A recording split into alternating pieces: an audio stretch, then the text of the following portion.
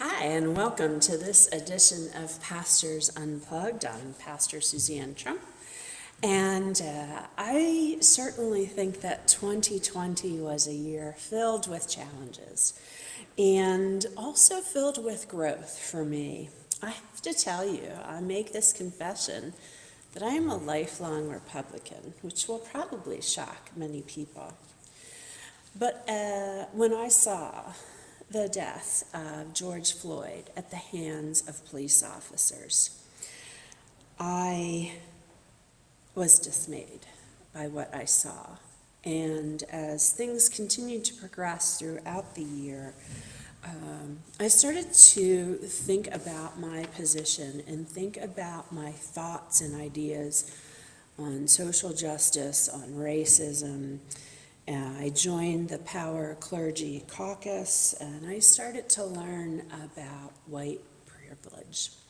I never really thought that I was in a privileged position, and certainly not because I was a white woman. But I've listened to stories from my black brothers and sisters, and I've started to do a lot of reading. And through that reading, I'm kind of relearning, or maybe for the first time learning some of our history.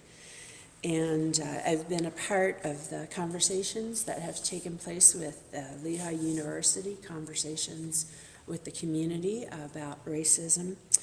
Central Moravian is also doing a series on racism and looking at the history locally.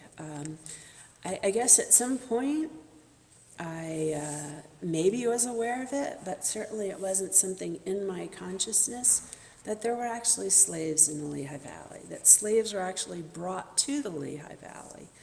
And so it's very much a part of our history for those of us that have grown up in the Lehigh Valley. And so this week, as we have celebrated Martin Luther King Jr. Day, as we are inaugurating a new president, I realize that I need to keep learning and growing. And I also need to use my voice to stand up for those who have no voice or for those whose voices have been silenced. And so I'm going to do that, but I'm going to do it from a perspective of studying and learning and growing, and I invite you to join me in doing the same. Because our lives begin to end the day that we stand silent on things that matter. Martin Luther King Jr.